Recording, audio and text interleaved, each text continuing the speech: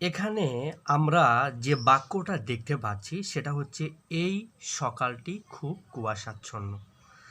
তো এখানে একটু সিম্পলি নিজেই নিজেকে যদি প্রশ্ন করি তাহলে কেমন হয় দেখো তো, যে কি কুয়াশাচ্ছন্ন?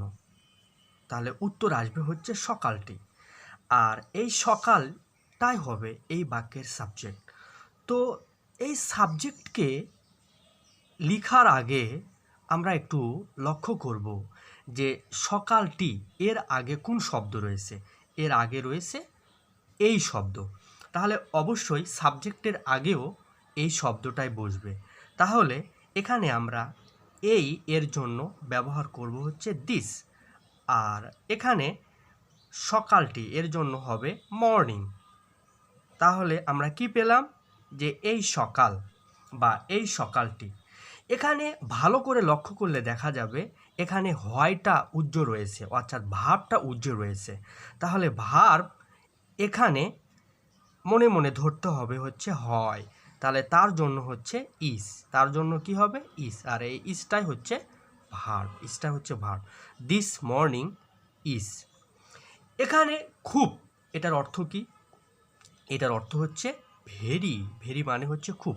আর কুয়াশা এই শব্দটা মানে কি? ফগ। ঠিক আছে না? কিন্তু শব্দটা হচ্ছে কুয়াশাচ্ছন্ন। শব্দটা কি? শব্দটা হচ্ছে কুয়াশাচ্ছন্ন। তাহলে ফগি এর জন্য ডাবল জি করে তারপরে ওয়াই করতে হবে।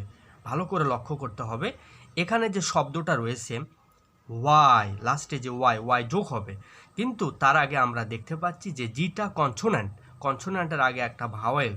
এখন এই শব্দের সঙ্গে যদি আমরা ওয়াই যোগ করতে চাই তাহলে কনসোন্যান্টকে ডাবল করে তারপরে আমাদের ওয়াই যোগ করতে হবে। তাহলে এই ফগি শব্দটা মানে হচ্ছে কুয়াশাচ্ছন্ন। কুয়াশাচ্ছন্ন শব্দের আগে খুব শব্দটা রয়েছে, এজন্য তার জন্য ভেরি লিখলাম। আর এখানে হয় শব্দটা উজ্জে রয়েছে, আর এই হয়টাই হচ্ছে ভার্ব, যার মানে হচ্ছে ইস। তাহলে দিস মানে এই, সকালটি মর্নিং, হয় ইজ খুব, ভেরি কুয়াশাচ্ছন্ন foggy. This morning is very foggy. এই সকালটি হয় খুব কুয়াশাচ্ছন্ন। Thank you very much.